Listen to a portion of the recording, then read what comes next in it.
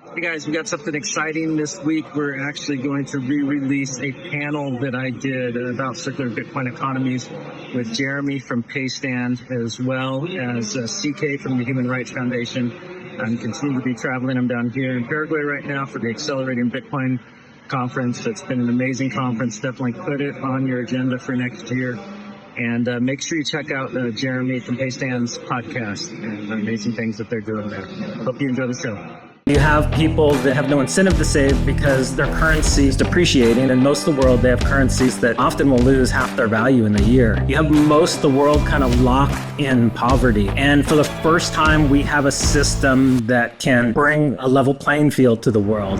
Mike Peterson, the director of Bitcoin Beach. And Christian Kerelers, director of financial freedom at the Human Rights Foundation, are two leading voices using Bitcoin to empower communities and defend human rights. People say Bitcoin is a scam. Bitcoin's just for trading. Bitcoin for criminals. Well, what if Bitcoin is technology that can magnify how many geniuses that have the capability to be a part of the economy by 5, by 8? What does that mean for humanity? What I wanted to do was kind of show you all what is actually happening in this side of the world, because it's a lot bigger than you think. We've gone from the banks laughing at it to being very antagonistic to now you see them starting to realize that they better get on board, adapt this new reality. I think that Bitcoin is a monetary paradigm shift. It is next level in our ability to do science, do math, make economic calculations, send money across the world, bring people online so they can contribute to the advancement of humanity. No one is bullish enough on this asset. Bitcoin is many things to many people, but what does the tipping point look like from all the front lines work you're doing? One thing we're seeing is the idea of circular Bitcoin economy is kind of spread throughout the world. You'll see a lot of countries adopt Bitcoin as legal tender as they kind of go down the same route that we did. We're at the center of something that could have massive impact on the world. I guess my question for you two is, what would you say is a call to action for 400 people? How can we be more involved? How can we be part of something that's bigger than ourselves?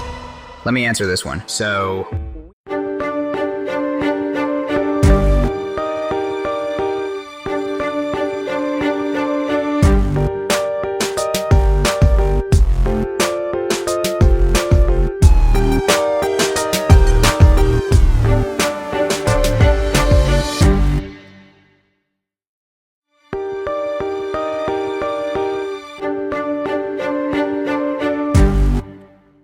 we are super lucky to bring two people who are literally at the center of everything in the Bitcoin world here to our little bubble of like this weird company that's a Bitcoin company, but not really a Bitcoin company because we're like the bridge to all the normie companies. And so what I wanted to do was kind of show you all what is actually happening in this side of the world, because as I said in my presentation, it's a lot bigger than you think.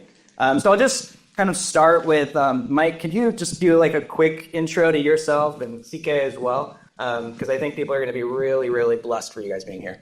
Sure. My name is Mike Peterson. I'm the founder of Bitcoin Beach, which was a project in El Salvador, really trying to bring financial inclusion to impoverished communities in El Salvador and the coastal area there.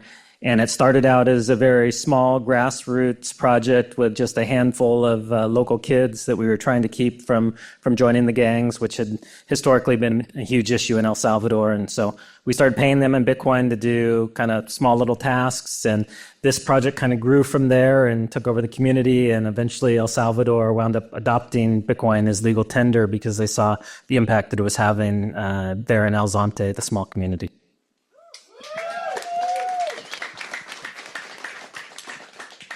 Hey y'all, I'm Christian Kerelers. People call me CK. I am the director of financial freedom at the Human Rights Foundation, which is a very awesome job to have.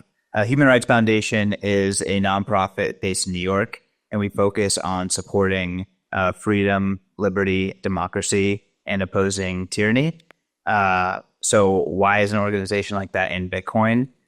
We have been a very scrappy organization throughout our 17 years of existence. We've always taken on technology very hands-on, and we've been very cutting edge.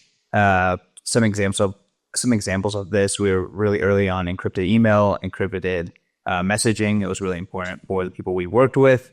We had a program called Flash Drives for Freedom, where we would load up flash drives full of entertainment from Western media, send it to North Korea, send it to Cuba, try to show people like there's a world outside of this. And in 2016, we did a fundraiser to support activists in Ukraine, and the only way to get the money was Bitcoin. Bitcoin was the only electronic monetary system that worked. There was a line on Reddit, like nothing can save them but Bitcoin. So we helped facilitate that fundraiser. And then fast forward to 2018, we started putting on content similar to this, panels, conversations, just kind of like thought around Bitcoin. In 2020, we created a fund that donates to Bitcoin education, development, and empowerment, adoption in general. And in 2022, I joined that fund, and I've been helping HRF kind of spread Bitcoin internally into HRF and externally to the people that we work with. Isn't it cool to have these guys here?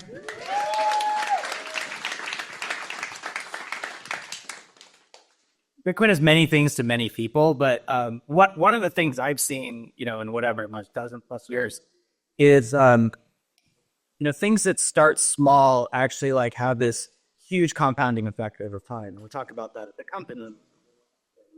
Check. Oh, there we go. I got so excited. These guys are here. I forgot how to use a mic. Or I might be just tired running this all day. I don't know.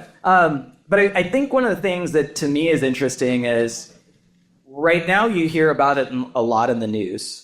And, I told you about our story when we got debanked in, 2012 for being a Bitcoin company. And so gradually and then suddenly is kind of the saying, right? And so these guys have been at the center of this for a long time. And so you might hear about El Salvador or nation state adoption, but it didn't start that way. And so, Mike, can you kind of describe the scrappy grassroots kind of origin story of the work you were doing? Sure. I think one reason it's tough for people in the US or even Europe to really understand the importance of Bitcoin is because we have a financial system that, for the most part, works for us. We're able to borrow money cheaply to buy homes. We're able to zip money back and forth to friends, whether it's using Zelle or I don't even know what they use anymore because I don't live here, but Venmo, thank you. Venmo or Cash App or Lightning? Yes. So I only use Bitcoin. But you guys all have access to all these things that really the majority of the world don't have access to. And it's not a matter of just bringing these technologies to places because that's actually very easy. The problem is it's not ever going to be profitable to bank most of the world. And that's a lot of that has to do with the financial regulations that we have with AML and KYC policies that really put this cost and this friction in the system so that somebody's only making a few $100s a month, they're never going to be a profitable customer. And so because of that, they're never going to have access to the financial system. They'll never be able to save, to invest for the future. And so you have people that really they have no incentive to save because their currency is depreciating and going down in value. And El Salvador was actually better than most because they were using the US dollar. But in most of the world, they have currencies that often will lose half their value in a year. And so you have most of the world kind of locked in poverty. And for the first time, we have a system that can bring a level playing field to the world. And that's Bitcoin because it's permissionless. There's no intermediaries. There's nobody they can keep them from opting into that system. And so we saw in El Salvador, where I was at, the majority, probably 90% of the people didn't have bank accounts. In fact, the way that they would save would be they would buy cinder blocks because they knew in the future they wanted to build a house or expand. And because the dollar continues to lose value, that those cinder blocks would be more expensive in the future. So that was the one way they had to kind of store money. And so obviously that's not something that you get very excited about. That's not something that's going to help you kind of generate wealth that you can pass on to your kids and bring them out of poverty. And so they kind of remain mired in that. And so we saw Bitcoin as a tool that we could start paying the kids in Bitcoin. And so we started very small. We were paying them, equivalent of like $5 to $10 a day to clean the river or the beach. And, a lot of it was to keep them occupied, to keep them from joining the gangs. But also they started earning Bitcoin. And once they started earning it, they started to question, what is money? Like, why does this have value?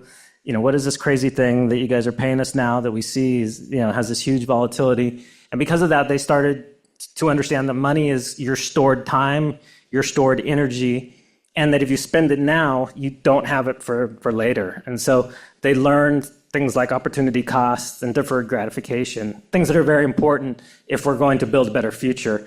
And so that's kind of how it started. And a lot of them had told us, when we encouraged them to save was, hey, how can I save? I only make $300 a month. And we kind of looked and, I don't know that's tough. But what we saw was once they started getting paid in Bitcoin, they naturally started saving because every purchase they made, they really questioned, do I want to spend my Satoshis on this? Because I think it's going to be worth more in the future. And so that created this habit of savings to where we would be shocked. We'd see between what they were saving and the appreciation of Bitcoin, they would have enough to replace the roof on their family home or to buy a new bicycle or a computer for school. And so it wasn't just the financial benefit, but it changed their mindset. They really felt for the first time they could participate in the global economy. It even spilled over into other things like education, where in the past they felt like, well, why go to high school or why go to university? It's better to just get a job now and be able to kind of help support my family. This shifting their time preference showed them that actually, yes, they're sacrificing now by not receiving a salary, but by bringing up their education level, in the future, they can earn much more and do something they enjoy a lot more. And so we saw once we introduced Bitcoin to their lives, it kind of rippled into all these different areas. And there's a saying in the Bitcoin space that you don't change Bitcoin, Bitcoin changes you. And we've seen that really firsthand.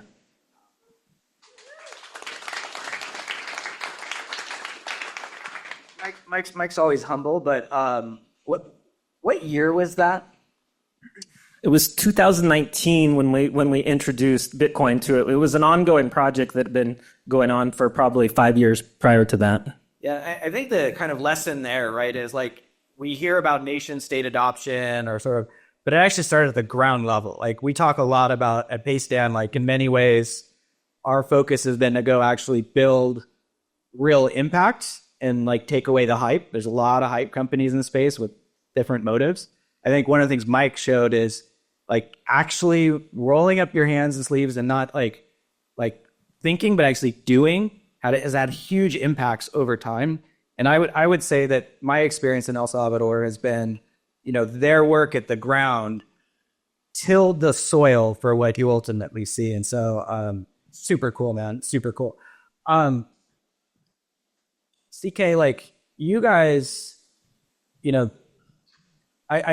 had Alex talk at one point, and he was sort of talking about sort of the overall mission and the overall impact. But I think the thing that's hit me when I got the chance to go to Oslo was like the stories on the ground, right? So in some ways, Mike's talking about what it was like, in a basic circular economy creation.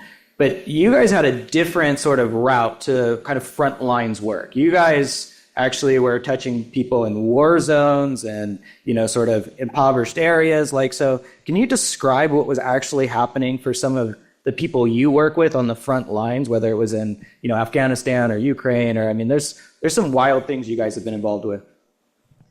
So HRF is, really when it comes to the politics that we get involved with, we don't touch any democracies. The reason why it's not because democracies are perfect, it's because in democracies, you can have a civil rights organization that can say, hey, this is wrong, right? The places that we work in are places where you're not allowed to have any sort of civil society. Places where if you disagree and you stand up, then you are subject to detainment or whatever. That's just not allowed. You're not allowed to have you can't make fun of the dictator, right?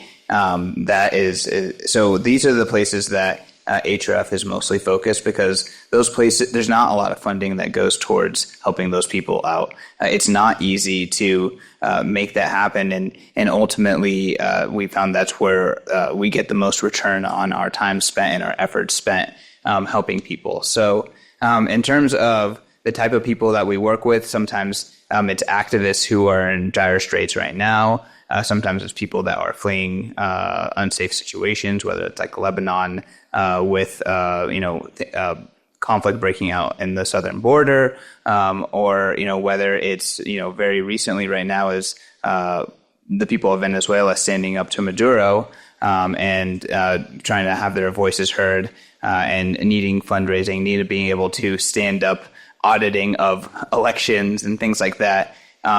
So there's like a really wide spectrum of different scenarios where we're trying to help, and in so many scenarios, being able to receive and store your money makes it easier, right? So let's say the Venezuelan example. Well, if you want to incentivize lots of people beyond like they already are incentivized for freedom to want to be a part of this civil process because they've been pushed so far over the last 20 some years, you need to be able to fund them, right? You need to be able to say, if you put yourself in harm's way, there's something there to protect them. And it's very difficult to get money in to Venezuela, but Bitcoin works and stable coins work. And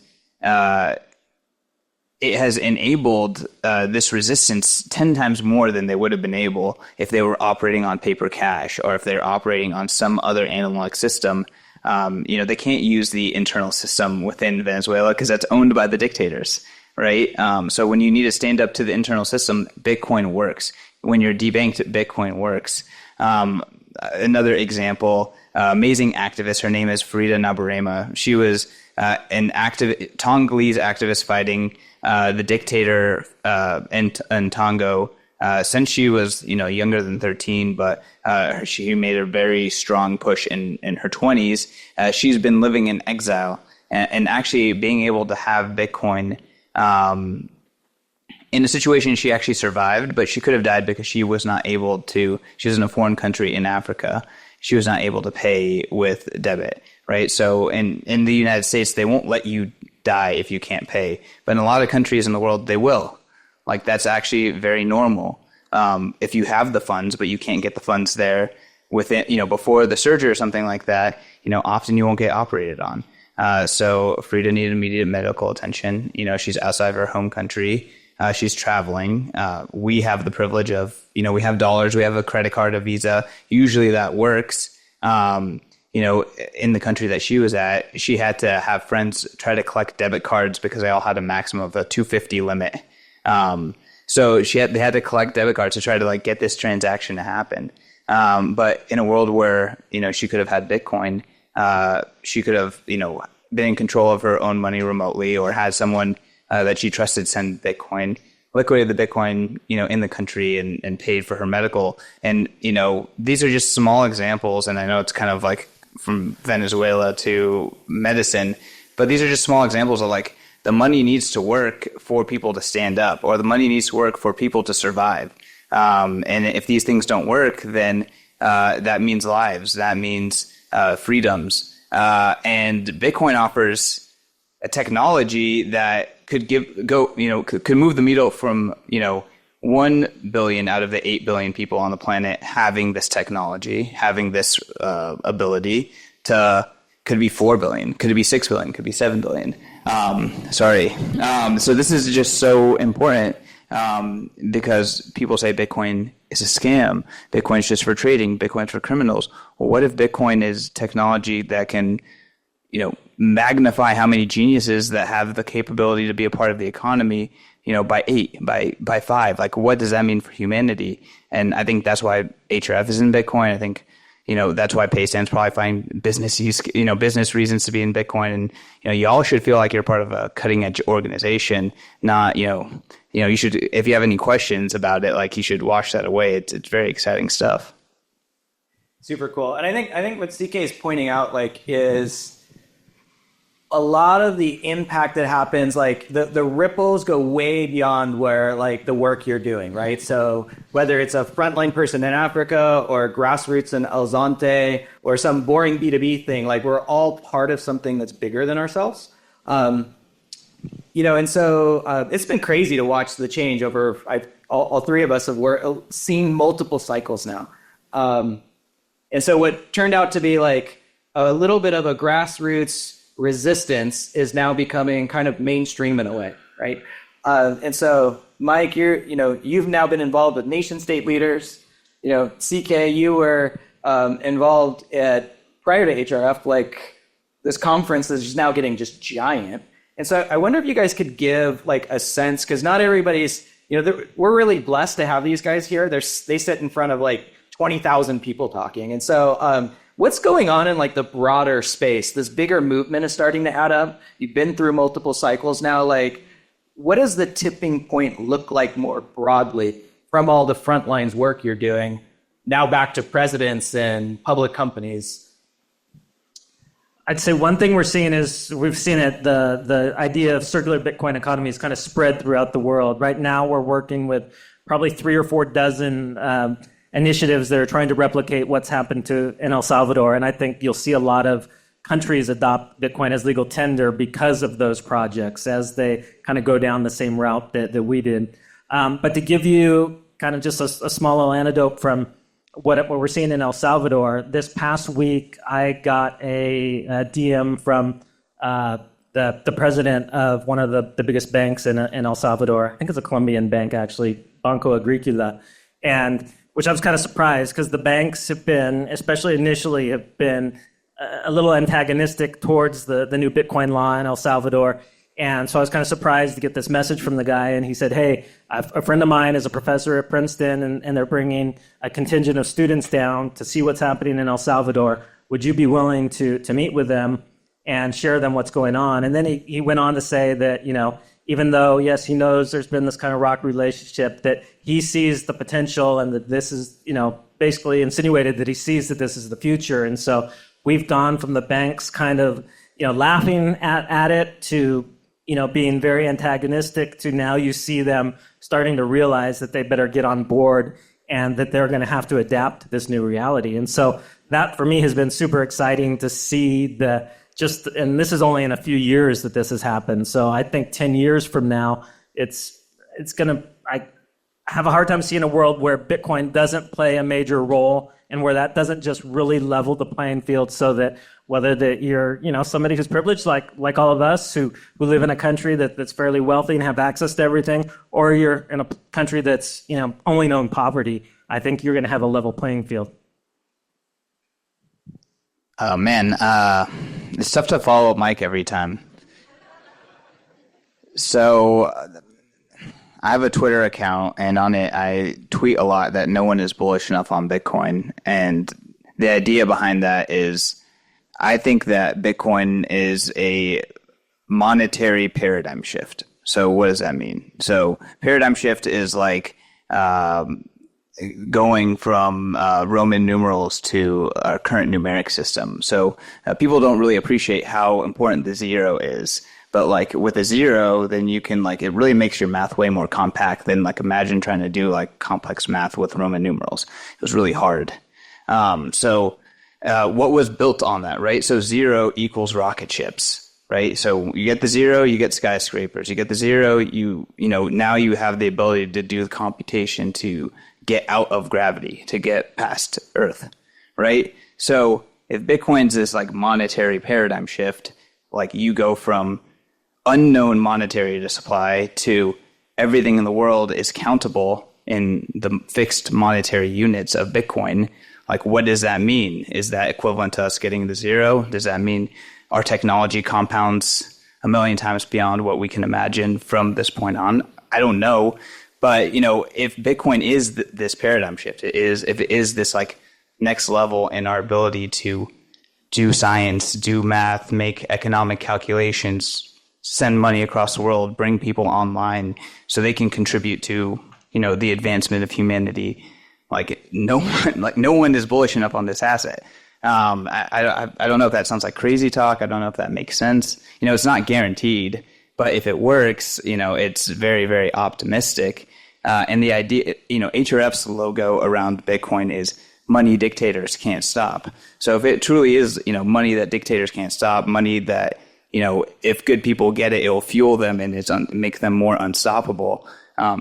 I can't think of something more exciting to be working on these days. So very optimistic, and the fact that it's something that doesn't have reputational risk today is just huge, because just 4 years ago, you could destroy your reputation by putting your name behind Bitcoin. So I think that that's really shifting in a huge way. And once that's gone, people go from, I don't want to develop on Bitcoin, I want to develop on crypto, or I don't want to do this stuff. That risk is gone. And I think the talent coming into Bitcoin is going to ignite, and that's actually going to make Bitcoin even better than it is right now. Yeah, I think that's so true. It's fun to watch that, like the Overton window shift. Oh, now I'm doing it. CK, I just want to be like CK. It's cool. Yeah, Don't do it. Don't do it. So, we as a company couldn't talk about it for years, right? I've seen salespeople who are like, I'm so scared to say how our network works. They're all nodding their head. But it's a big difference when you have, elected politicians and the banks and folks that are asking all of a sudden. And so it is kind of a privilege. It's a privilege in many ways, right? We're at the center of something that could, have massive impact on the world, and I've seen these two carry the responsibility and the stewardship, with great care. And so I guess my question for you two is, you have almost 400 people who, is engaged in some way. Some are super maxis who are getting, like me, all of our payroll in Bitcoin, pushing every piece of product we can. And then others are a little bit like, well, I joined for the cool fintech unicorn, but I don't know about this other crazy thing Jeremy's been talking about over and over and over and over and over again. So what would you say is a call to action for 400 people who have privilege, both in the US, here in Silicon Valley, and then in Latin America, where, we're one of the tech leaders? How can we be more involved? How can we, other than our day jobs, be part of something that's bigger than ourselves? I would first just encourage people to think in terms, to think about it globally, and to not think about just how it impacts your life, but imagine if you didn't have access to all the financial tools that you have, all those were taken away from you, just what a lifeline Bitcoin would offer. And then kind of extrapolate that to the globe of these people that have been living in poverty for their whole lives, and imagine how that can transform the future. And I can't see you not getting excited about that and the opportunity to participate and be some of the people that are kind of pushing that forward. And then obviously in Bitcoin, the earlier you get on the bandwagon, the more it benefits your life. We've just seen that from people that have been in from early days. It provides you financial flexibility later in life to really invest yourself in things you want to be a part of. But you guys have the privilege to not choose one or the other. You're actually in a company that believes in that and is allowing you, in fact, encouraging you to do that in your work. And so I would encourage you guys, every day as you're doing your work, to just realize that's very unique. We know so many people in the Bitcoin space that are just dying to work for Bitcoin companies or to have that opportunity.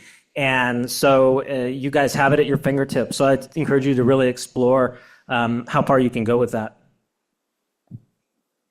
The cool thing about Bitcoin is that you don't really have to get involved at all to kind of push it forward. And if Bitcoin's good for the world, then that's going to help. So you could just continue doing what you're doing at Paystand, just code, work in HR, do ops, whatever it is. And if Paystand's pushing the Bitcoin network forward, making it easier for people to use it, securing the network, etc., that's going to help the network. So you don't have to go beyond what you're already doing. Obviously, if you are really interested in Bitcoin, you can learn about it. You can use it for savings. I think that you'll have a good time doing that for the most part, as long as you're responsible. Don't get over your skis there. Gambling is still gambling. You can gamble with houses. You can gamble with Bitcoin. You can gamble with chairs. It's still gambling. So, as long as you invest responsibly, it definitely can be really positive. But yeah, there's a wealth of knowledge. There's a massive community. For me, I got into Bitcoin. I subsequently quit my job, got a Bitcoin job. Now I have a career in Bitcoin. So, if you're interested there's a lot of activity. If anything, I've never seen more people so actively and aggressively network all the time as people who are in the Bitcoin space. So, if you have the energy for it, it's there too. But one thing that's really interesting about Bitcoin, because the media will have you think otherwise, Bitcoin is really deep. So, whatever you want out of that rabbit hole, you can get it. So you could spend 10,000 hours or, you don't have to think about it ever again. But it's definitely there. So I don't know if I answered your question. Bitcoin is many things to many people, right? Bitcoin's hope. And so I think along those lines, like one of the things we encourage you all to do, besides, your job does actually actively move it forward, is get involved in stuff like this, right? So out of curiosity, because it was crazy that we did this, how many people went to El Salvador now from either office? Yeah, I think we've sent maybe 30 people down there now. How many people are interested in going down there if we were going to do the next fellowship? Wow, look at that, Alex. Volunteers. You should have put a slide with some pictures of El Zonte up there when you asked that question, so they know how beautiful it is. Sure, I do like to surf there. It's true. Shh, don't tell them that, Mike. I'm doing good for the world. No, but it's really cool. So I want to encourage you guys all, I think as CK said, it's a super active community. I've been tech for a long, long time. I've never seen anything where it's bigger. A movement is bigger than any company. It's bigger than any organization. And in this case, it's actually bigger than just a standard technology thing. Like people don't just we talk about AI and how it's going to drive efficiency in the organization this year, and that's true. But people don't passionately get up and go God, my life is going to change if I just add some more AI into my life, right? Probably the other way around is what most people think. And so the community is so unique because it's bigger than just a job. It's bigger than just technology. It's ultimately hope and change life. So these guys are going to be around. It's really, really a special privilege. So I hope you guys get a chance to talk to them, to meet them, spend a little bit of time with them because they are really pushing the world forward. And we're kind of privileged to just, in our own small way, come alongside these two. So thank you guys. Appreciate it.